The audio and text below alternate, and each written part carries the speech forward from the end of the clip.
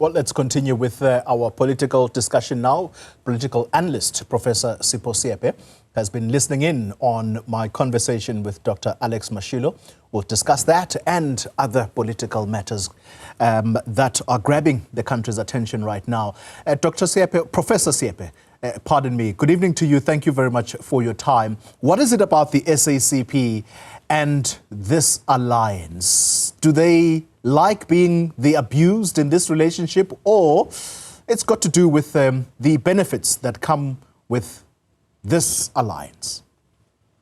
Well, there was a benefit that came with the alliance, but it's also proper to also acknowledge that this alliance was not made out of convenience. This alliance that was made during the most toughest period in South Africa, when we had apartheid at its height.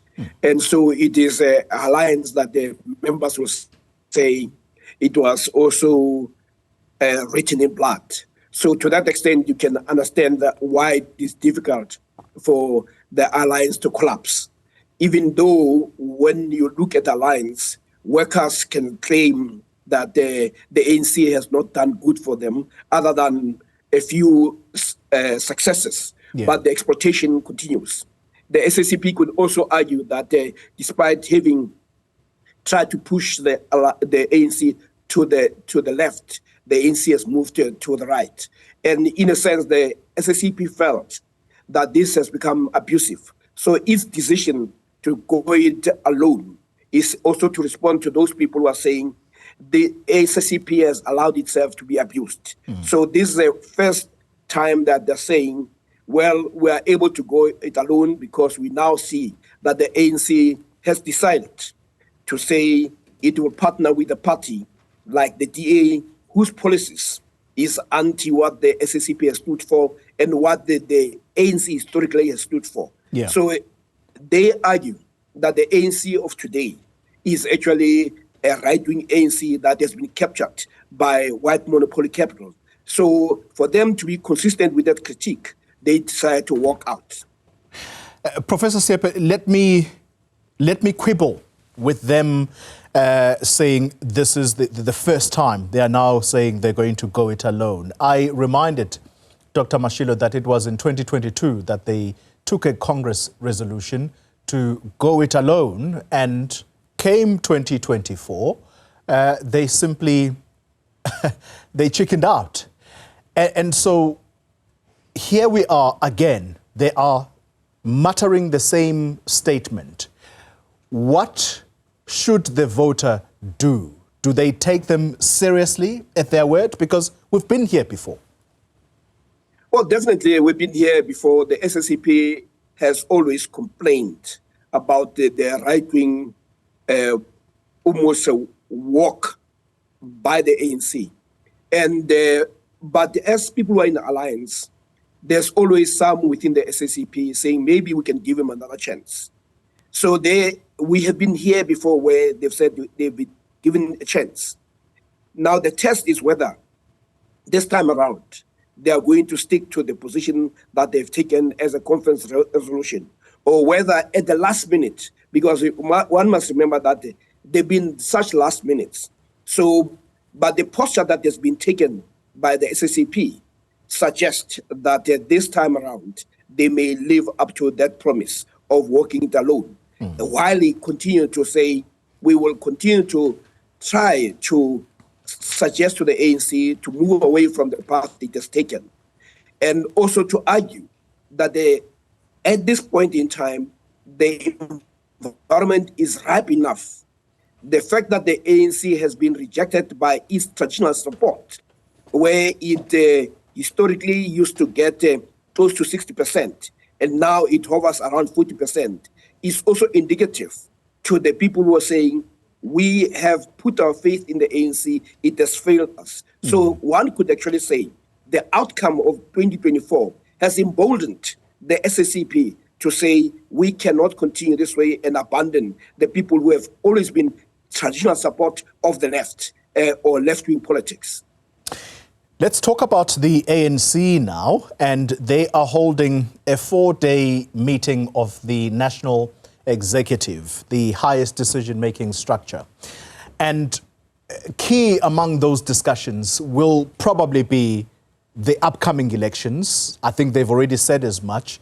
But uppermost in mind right now is these tariffs that have been posed on us. We're not the only country, there are other countries as well, by this new administration in the US. Someone writing today in one of the publications that probably this is the best gift that this upcoming G20 summit is going to have, and that is to not have the Trump factor hovering over that conference. Perhaps it'll be a time to recenter geopolitics.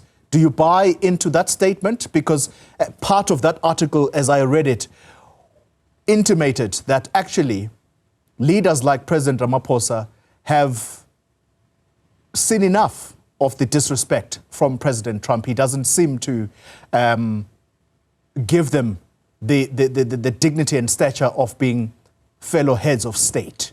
Do you agree with that sentiment, that this is actually a gift that no, Trump I do not may agree not? that just a meeting of G20 will change that. One must understand that members of the G20 and parties that are also countries that are affected by the tariffs may be very angry with the US. But each one of them is also trying to find a way in which it could address the challenge that the tariffs impose on their own economies. So what you are going to find is that what should have been a multilateral response is going to move towards a bilateral response by countries. Already, if you listen to the language spoken by ANC spokesperson and ministers, they're talking about that they are going to continue to engage the United States. So you don't see a coalition of disgruntled members of the G20 or those who are affected saying that's all work against the United States. Each one is going to consider how best it will resolve the impact that these tariffs has on its own economy. And South Africa, in this case, it cannot simply jump and think others are going to fight its battle, and it has taken that position. But at the same time, we cannot find comfort in the fact that we're not the only people who are affected. Remember, it was the leadership of this country that went to see Trump. They didn't bring any other person, any other grouping in their discussion with President Trump. And they are based on the discussion and also the engagement by also other members outside government with the United States. It shows that the South African government and leadership has failed in its attempt to persuade the Trump administration to think differently. But what we also know is that also the Congress in the United States, or the House, has also pushed a bill that does not indicate that the US at the moment sees South Africa as a friendly player. We like to say to ourselves, we are partners, but the US does not see us in that light as partners. And we tend to pretend that there's an element of equality, that when President Ramaphosa meets with President Trump, it is a meeting of equals. It is not. This is only one delusion that we must actually dispense with quickly. We must actually try to say, what is it that we can do that makes us less dependent on the United States? And if we find that we are so tightly dependent, then we must find a way that we make peace. We find ways in which we can resolve some of the tensions that have arisen. Yeah. And of course, the ANC has been correct to say it cannot only be about BEE, it cannot be about land expropriation, but it depends on what type of noise emerges from the lawmakers in the United States, what type of noise emerges from some people who, when they look at South Africa and they see a disappointment and say we must deal with South Africa, how are we going to be able to respond to that? But the notion that says we can work with other countries it's tempting, but in reality it doesn't work. We have had countries that are closer to South Africa that have sometimes voted against our initiatives. Even when Africa talks about wanting to have a permanent seat, it has been countries that are supposed to be our partners, our comrades, who have voted against Africa having a seat. So one must be realistic about how we enter into these negotiations. So, as South Africa introspects then, Professor, on what it is that it can do to convince the Trump administration that at the very least he's got to lower these tariffs. I mean, look at Lesotho. Initially, they were facing 50% tariff hikes. Now they sit with only 15%.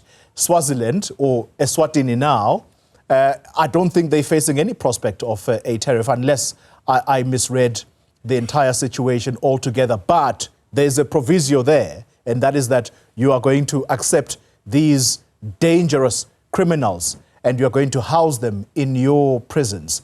Is that what South Africa has got to bargain with? Its internal laws that are promulgated through Parliament, such as BEE, in order to satisfy America? Well, first of all, we must accept that we have a government, the government of national unity. If you sit outside and you listen to members constituting that national unity, government of national unity, you have people who are engaged in perpetual squabbles. You have partners who are sending wrong messages. You have some partners who even undermine the leading partner, the ANC, and go and make certain statements in the US. You also had a delegation that went to the US that also told, unprovoked, and said South Africa is a very violent country. So who wants to invest in that? You have also a government that has not been able to address some of the issues that it has historically and routinely claimed it will address. It has routinely claimed that it will address the issue of regulations, where you make it easy to do business in South Africa. We've had investor conferences, which have turned out to be mere public relations, and they have not brought anything. But what it means that even businesses in South Africa have not been convinced about the rhetoric that has come from the ruling party. So if your own people do not believe in what you're saying, why do you expect other people will believe that? Then you have other contentious issues that they should not have been contentious in how they are presented. But the whole notion of transformation. We have people who are committed to ensuring that transformation does not happen. You have people who are interested in making sure that the status quo continues. At the same time, you have your own supporters who want to see change. And they're saying 31 years later, we don't see that. And so you have a government that is not able to speak with a coherent voice, because it depends who the listeners in the US who they are listening to and who is there. So until you have a clear understanding of what is the South Africans' position on a number of issues that have been raised by the US, you are not going to pass first base. The second issue that we need to also understand is that we need to forget about this pretense that we are equal to the US, or we need to behave like animals that understands that if you have a lion and you have a hare, the hare has a way in which it can find a way that it can survive. So we need to find what are the winning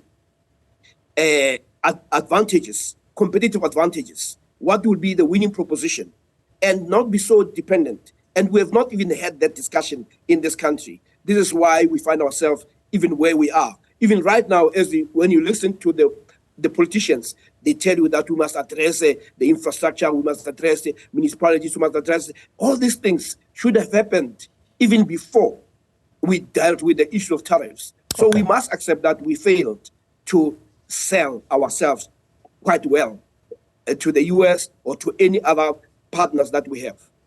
Very quickly, Professor, final thoughts. And we're circling back now to issues domestic. There is the upcoming local government election, and the local elections are probably the most bloodiest.